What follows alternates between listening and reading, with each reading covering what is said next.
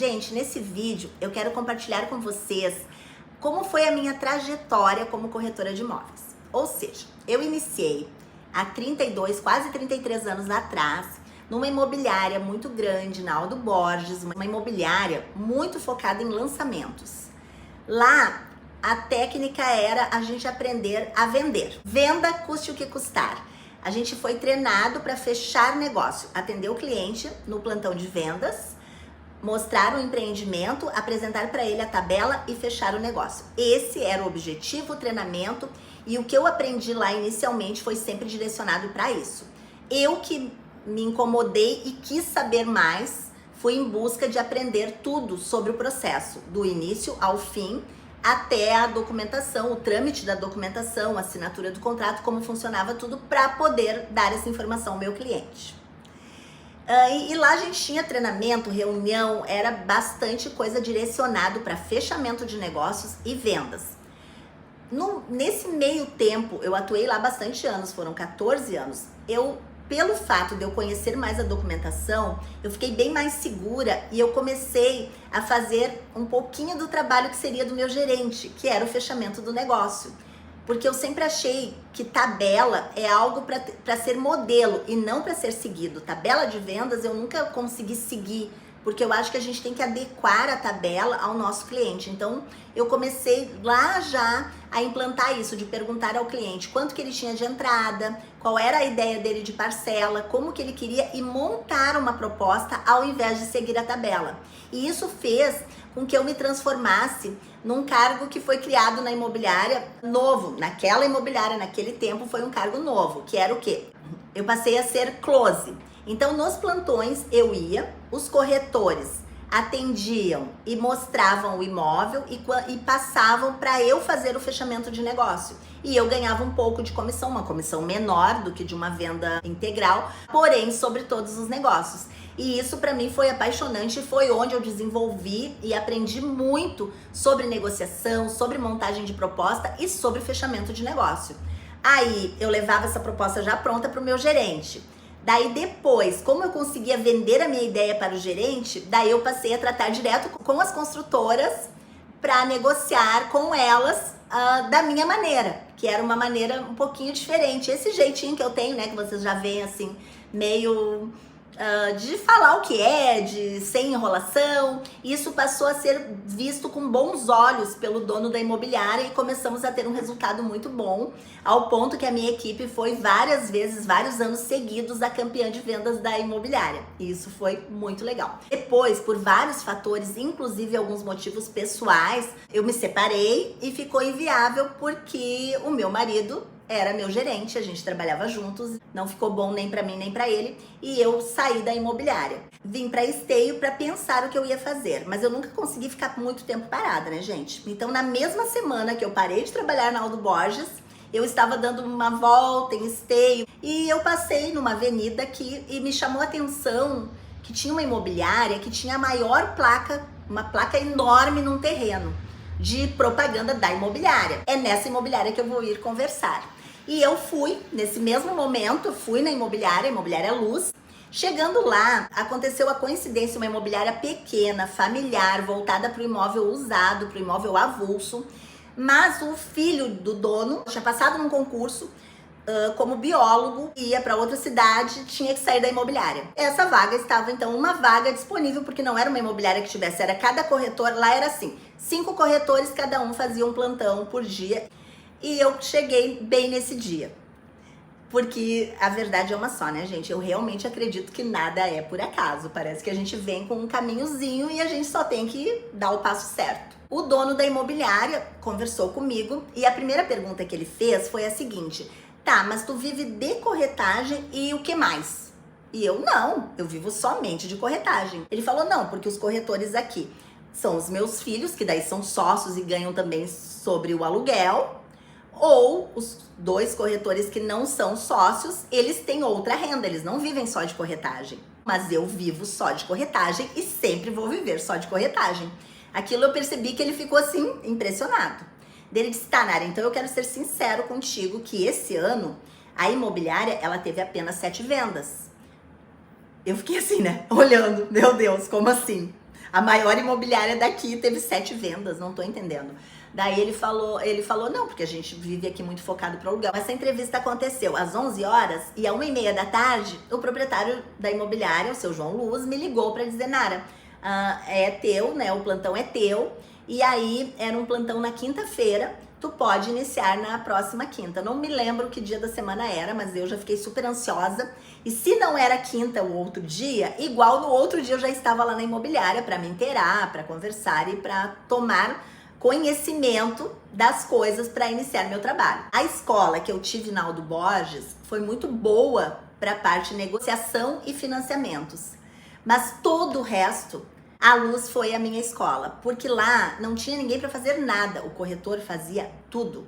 Todo o processo. Então ali foi a super escola que eu aprendi ITBI, registro, todas as partes que na Aldo Borges quem fazia era um despachante, eu passei a fazer. Então isso foi uma super escola, mas só que não começou dessa forma assim, tudo cor-de-rosa. Não, eu iniciei e eu levei 6 meses para fazer a primeira venda. E eu ia trabalhar, não era no dia do meu plantão. Ai, Nara, mas tu tá se queixando de quê? 6 meses sem vender, trabalhando um dia por semana. Não, eu ia trabalhar todos os dias para conversar, para tirar dúvidas, para conhecer os imóveis. As meninas do aluguel, maravilhosas, elas me davam muito suporte porque elas conheciam bastante, elas eram corretoras só, não sabiam. Elas sabiam muito. Então eu ficava perguntando o dia todo, vendo o que acontecia, vendo os atendimentos e aprendendo, porque nesse tempo não tinha onde aprender a não ser em loco. Gente, eu não comentei com vocês, mas a imobiliária, ela trabalhava só com venda à vista. E eu sempre defendi que a gente tem que ter negócios, todos os negócios. Eu sempre quis todos os negócios, eu nunca quis só negócios à vista. Eu sempre quis, são muito bem-vindos todos, à vista, com financiamento, com consórcio, não importa. E foi isso que eu trouxe para a Luz, foi isso que eu agreguei para eles. Ou seja, quando eu fechei a primeira venda, eu fui ao banco para me informar, para aprender com o banco como que funcionavam os financiamentos ali, e era bastante diferente de como funcionava na imobiliária anterior que eu trabalhava. Mas, ok, vamos lá, aprendi e comecei a fazer bastante processos de todas as formas, com o financiamento de vários bancos, com o consórcio. Embora nessa época eu fosse bem mais focada para caixa, eu não dizia não para nada. Fiz também Itaú, Banrisul, HSBC na época. Então fui ampliando e isso me levou a ter uma própria equipe dentro da Imobiliária Luz. Quem começou a trabalhar comigo foi minha irmã, que na época tinha 16 só, daí meu pai, e esse e aquele, a gente já estava formado uma equipe de 6 pessoas e a gente começou também a cuidar do processo dos outros colegas. A Imobiliária Luz foi algo maravilhoso na minha vida. Nessas alturas eu já tinha então a minha equipe, eu era procuradora da imobiliária e representava ela junto a todos os agentes financeiros e tinha um excelente relacionamento com o dono da imobiliária e com o sócio Gilberto, que é meu amigo e meu parceiro até os dias de hoje e vai ser para sempre. E o seu João, infelizmente, já é falecido. Tenho e sempre terei uma enorme admiração por eles, um enorme respeito. A maneira como eles me receberam e a maneira como me permitiram atuar na Imobiliária Luz foi o que deu origem à Nara que eu sou hoje. Então, pessoas corretas, éticas, pessoas assim realmente admiráveis. Porém, nossas ideias já estavam um pouco diferentes, ao ponto que então conversei com eles e disse que a minha ideia era abrir e iniciar a minha própria imobiliária em função dessas situações que a gente pensava diferente. E nesse início da imobiliária aconteceu a seguinte situação, que o Gilberto veio junto. O Gilberto, ele iniciou a Realiza Imóveis, os sócios iniciantes eram eu, a minha mana, Kelly, que é sócia até hoje, o meu pai, que hoje não está mais aqui, e o Gilberto. Embora o Gilberto tivesse vindo como sócio, ele não saiu da Luz. Então ele ficou um sócio que não pôde participar muito e ele mesmo percebeu e reconheceu isso e pediu para sair da sociedade. Mas como eu digo, o nosso relacionamento se mantém até os dias de hoje. Até tô fazendo um negócio com ele agora em parceria. Um dos motivos maiores de nunca ter tido nenhum problema foi porque tudo foi falado, tudo foi claro, tudo foi conversado. Não foi algo que quando eles viram eu já tinha aberto uma imobiliária. Tanto que depois já fazia um ano que eu já tinha a Realiza funcionando e que eu não estava mais na Luz, e ainda tinha clientes que eram originários da Luz, que eu fechei negócio e que eu fui lá acertar as comissões. Então, voltando à questão de ter decidido iniciar a minha própria imobiliária, a nossa própria imobiliária, porque daí foi, como eu comentei antes, os 4 sócios, a maior falha nossa foi a falta de planejamento. O que foi a primeira coisa que a gente fez? Alugou o local, um local que precisava de reformas, de investimento, e a gente saiu fazendo as coisas, precisava, fazia. Então isso eu acho que foi péssimo, porque eu acredito que o nosso investimento, ele poderia ter sido menor e melhor direcionado. A gente investiu um valor muito alto, porque a gente não se planejou, a gente só decidia e fazia. Decidiu alugar, alugou. Decidiu que ia ter uniforme, mandou fazer. Decidiu que ia fazer isso, fazia. Sem organizar, sem cronograma, sem plano algum. Embora a gente tenha feito as coisas de forma precipitada, a imobiliária, ela começou muito bem, porque a gente já começou com bastante clientes indicados. Então, assim, ó, cada detalhe, ele tem que ser estudado. Não dá para fazer dessa forma. Imagina, a gente iniciou uma imobiliária que a gente sequer tinha fluxo de caixa, não tinha definido quem iria administrar. Hoje, quando eu olho para trás, eu percebo muitos fatos e muitas falhas que a gente teve, e uma das falhas grandes também, que a gente decidiu que não investiria nada em marketing. E marketing, gente, é muito necessário, e eu levei anos para aceitar isso, porque eu achava que se tinha uma excelente qualidade não precisava marketing. Não é assim. Justamente por ter uma excelente qualidade que precisa do marketing e que precisa mostrar. Um outro detalhe importante, eu era muito conhecida em Esteio e eu optei por abrir a imobiliária na cidade vizinha. Eu não deveria ter feito isso. Mesmo assim, a gente estava em Canoas e mais de 80% dos nossos negócios eram na cidade de Esteio. E isso dava um transtorno, um trâmite burocrático muito difícil. O trânsito também, ele nos comprometia muito o nosso tempo, custo.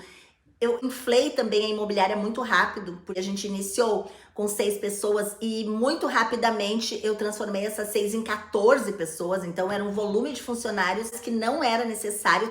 Tanto não era necessário que hoje a gente trabalha, atua com um número muito menor de pessoas e tem um resultado maior. Dessa forma desorganizada, eu muito mais investia valor do que recebia. E como tinha movimento, então o dinheiro ele era só trocado, não estava dando lucro. Eu não me apercebia disso.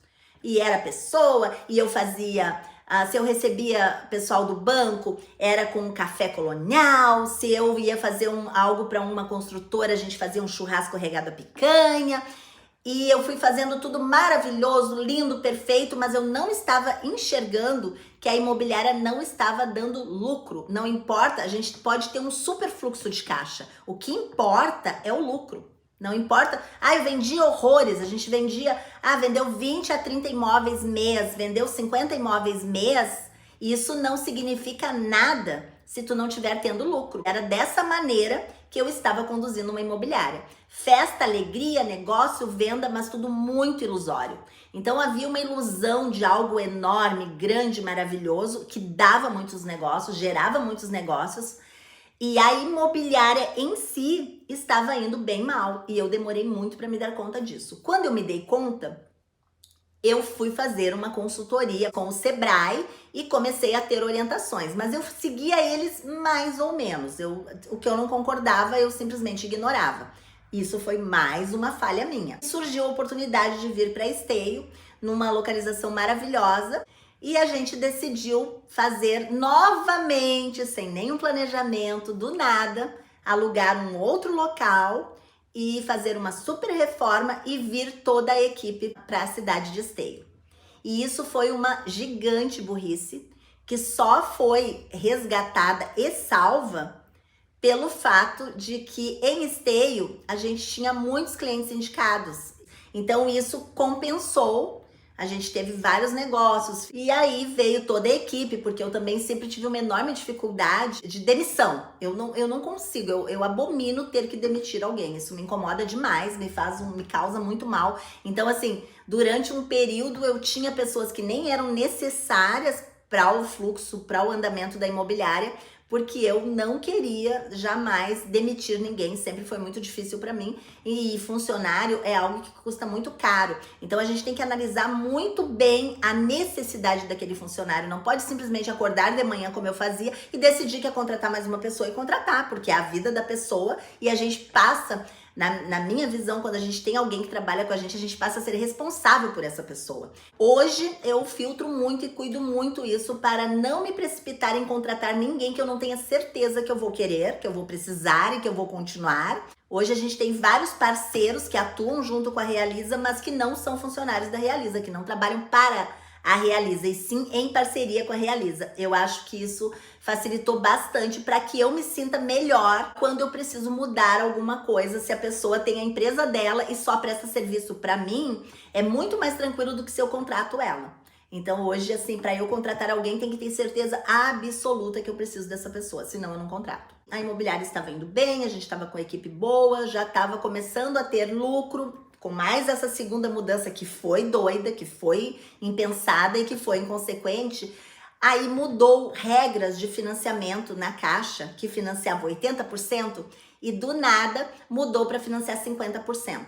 E aí era só os clientes aprovados até um certo prazo. Resumindo, assim, isso foi um período de um pesadelo. Quem já é corretor há um certo tempo vai lembrar disso. Se eu não me engano, foi 2017. A gente estava com um volume gigante de negócios e a gente teve que readequar todas essas pessoas. Foi algo assim que me tirou noites de sono e que nos tirou muita energia. 2017 foi esse ano de muitas coisas difíceis na minha vida. Houve essa mudança das regras da Caixa, a gente conseguiu se refazer disso, foi em busca de financiamento, Banco do Brasil, começamos a financiar nos bancos privados. Isso foi um início de um novo ciclo da nossa vida, porque a gente foi se reciclar e se aperfeiçoar. Sabe quando tu já tava naquele ponto que tu te acomodou, que tu acha que tá tudo bem? A gente teve que sair dessa zona de conforto, dessa situação tão cômoda e buscar alternativas. Todas as negociações que a gente tinha em andamento foram assinadas. Não foi rápido.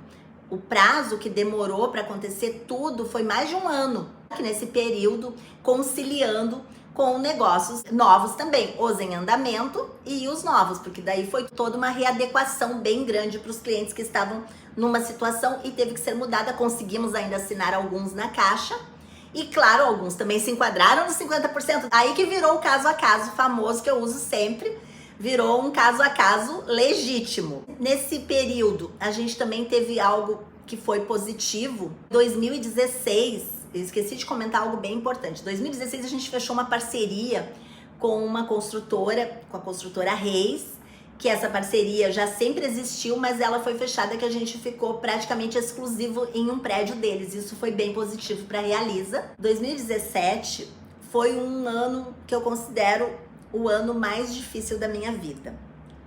Porque o meu pai, meu sócio, meu herói, a pessoa mais importante, assim, que mais me motivava a ter uma imobiliária, a ser grande, a crescer, a me dedicar e a ter algo assim, com muitas pessoas, algo gigante, ele teve um mal-estar e muito rapidamente, num tempo de 2 meses, ele era coração e ele fez uma cirurgia, a cirurgia complicou e ele faleceu. Eu perdi meu pai.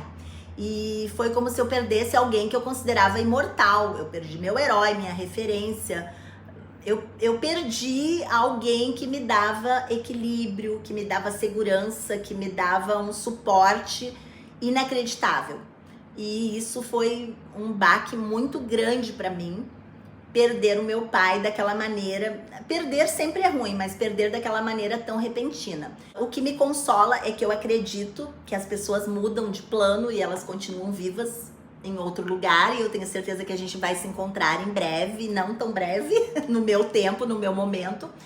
Porém, foi complicado, foi difícil. Embora eu seja uma pessoa que não choro, assim, as pessoas até comentam assim, Nara, tu dá uma má notícia e tu dá sorrindo. As pessoas no velório, no enterro, vêm me consolar, eu que consolava elas, porque é um jeito Nara de sofrer. Eu não consigo, morrer de chorar. Não é meu perfil. Eu crio algo que eu tenho uma tendência, quando algo me machuca, quando algo dói, de criar como se fosse uma barreira de proteção, e eu fico assim, estática.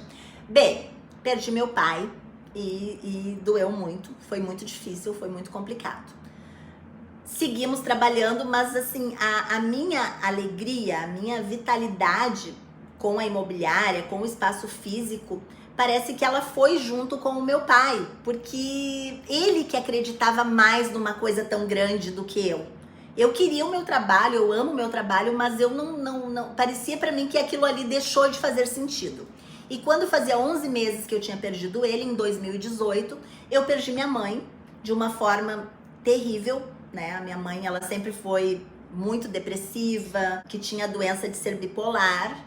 E 11 meses depois que eu perdi meu pai, ela conseguiu se suicidar. Não teve nada a ver com meu pai, porque eles já eram separados quase que da vida toda, se separaram quando eu tinha 10 anos, então não era algo, apesar de eles serem muito, muito amigos, eu acredito que o fato dela ter partido não teve a ver com a partida dele, teve a ver com algo que ela tinha dentro dela, que era essa vontade de morrer, que eu convivi com isso durante toda a minha vida, dessa mãe que tinha vontade de morrer.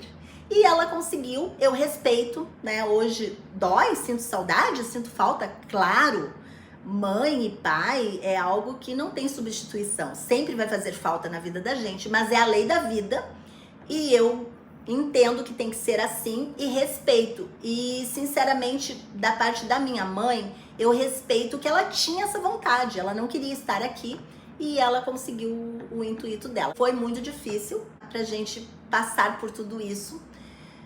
Então eu parei tudo e pensei, gente, eu quero rever meus conceitos. Ao mesmo tempo, eu vinha já muito descontente com algo que eu sempre falo, que é ficar esperando quem não ficou de vir. Então a gente ficava preso a um espaço físico aberto ao público, esperando quem não ficou de vir, porque não era com clientes, até tinha clientes agendados, mas não eram somente clientes agendados, e isso causava muito transtorno nos atendimentos. Às vezes a gente ficava parado, sem atender ninguém, e às vezes dava várias pessoas no mesmo momento e gerava um desgaste. Então eu resolvi, daí desta vez, fazer uma consultoria e pedir orientação para iniciar uma imobiliária online.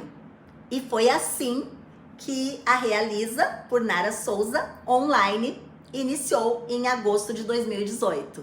Gente, dessa vez a gente fez uma consultoria, fez um planejamento e resolveu fazer essa mudança que foi bem grande, mudou totalmente a estrutura. A gente reestruturou, fez uma equipe menor. Os corretores parceiros, cada um ficou trabalhando na sua casa em home office, e a gente veio com uma equipe menor para um quarto, que é onde a gente atua até hoje aqui em Esteio, no meu apartamento. Então a gente iniciou o online, as pessoas que eram envolvidas na documentação, na atualização do AG, eu e a minha sócia, vindo todos os dias como se fosse o seu local de trabalho. Aliás, passou a ser o seu local de trabalho, um dormitório que a gente adequou para ser sala da Realiza Imóveis Online. E foi assim que a gente atuou até 2020, início da pandemia, que daí a gente modificou novamente e ficou cada um da equipe em home office. Eu e a minha sócia e a Ju, que daí entrou na questão do curso como produtora, passamos a nos encontrar, porque a gente mantém um contato, e o restante das pessoas passou a atuar cada um em home office, e acho que isso vai permanecer, né? Hoje a gente tem, inclusive, uma corretora que é parceira, que mora em Curitiba e mescla com Garopaba. Eu moro em Esteio, mesclo com Tramandaí. Uma mora em Canoas, o outro em Sapucaia, a Ju em um sítio em Viamão. Então, cada um na sua casa dá o suporte, a gente faz reuniões e trabalha, e isso vem dando muito certo. Essa decisão de atuar nesse formato online em home office foi um divisor de águas. Por quê? Porque a gente conseguiu diminuir muito as despesas, conseguiu reinvestir boa parte das despesas em marketing, conseguimos rever o nosso formato de atuação. Esse formato, ele disponibilizou a liberdade que eu precisava para atuar de uma forma bem diferenciada, que é o quê? Se precisa, eu consigo ir até o cliente, agendar reuniões em cafeterias, nos bancos, parceiros. Então, assim, o espaço físico, ele se tornou totalmente dispensável. Ele passou a ser algo que prende a pessoa, que gera custo, que me atrapalhava. Então, a maneira como a gente montou e estruturou de forma que o cliente manda toda a documentação por e-mail ou por WhatsApp, que a gente faz reuniões por vídeo, tudo isso, assim, é uma economia de tempo, de energia, de desgaste que facilitou muito. Ele diminuiu muito a minha carga horária, aumentou muito o nosso lucro, porque o faturamento, ele se manteve e até aumentou, e a despesa diminuiu muito. Então esse foi algo assim, o ponto crucial para que a gente passasse a ter um resultado cada vez mais positivo. Isso que deu a possibilidade da gente fazer o curso, porque eu não tinha, antigamente eu trabalhava num volume só voltada para corretagem, que eu não tinha tempo nunca para nada. Depois que eu migrei para o online, eu consegui organizar meu tempo, porque eu atendo somente com horário agendado, e consegui, inclusive isso, trazer mais a opção de ter um trabalho paralelo, algo que eu sonho há um bom tempo e que agora eu tô conseguindo implantar graças ao formato online. Ou seja, se eu estivesse trabalhando só com a parte da corretagem, eu defendo que se a gente dedicar 4 horas diárias, sem perder tempo rolando Instagram, rolando Facebook, se for trabalhando mesmo focada com horário agendado, já permite que tenha um excelente resultado. Gente, então compartilhei com vocês um pouco da minha história, dos meus erros, dos meus acertos. Eu espero que isso contribua para que vocês não cometam os mesmos erros e, pelo contrário, para que vocês melhorem os meus acertos. Sabe que contar a história da gente é algo muito delicado, Ju. Por quê? Porque, assim, no momento que tu tá contando a tua história, é um mundo de emoções que são boas, maravilhosas, ao mesmo tempo emoções dolorosas. Vem aquelas pessoas todas que participaram. Essa questão do pai, da mãe é algo que é difícil para eu falar, sabe? Mas que parece que também, se eu não falar, eu não vou estar honrando que eles foram na minha vida, porque eu quero que eles estejam presentes. E eu tenho certeza que ambos devem estar, se eles podem ver, né? Eles devem estar achando assim, meu Deus do céu, essa menina vai longe. Mexe bastante, sabe, com a emoção, com o emocional. É isso, é com a parte emocional. Uma coisa muito fácil é tu estar com o cliente sendo a corretora. Agora, quando tu vai passar o teu pessoal, talvez por isso que eu tenho tanta dificuldade, daí tu mexe com coisas que é bem a história, aquela que eu falo da barreira, né, Ju? Eu tenho muita facilidade de erguer essa barreira. A corretora negocia, fecha, vamos lá, vai dar certo, resolve, faz, luta por cada negócio e por cada cliente. Agora, quando é para expor aquele lado frágil, eu tenho muita dificuldade. A parte frágil, a parte pessoa, ela é difícil da gente colocar aqui para as pessoas, até também para não passar para as pessoas uma ideia de que é tudo tão lindinho, tão cor-de-rosa e tão perfeito. A vida não é cor-de-rosa, a vida é bem louca. Bem louca. E não adianta, as nossas dores, elas nos fazem quem a gente é, sabe? E eu acho que tudo isso que tu passou te transformou na mulher que tu é hoje. Ai, mas é isso, foi válido, gostei, tá valendo. É isso aí, agora tu tem 14 minutos para ir pro teu cliente. Tá bom, vou me organizar.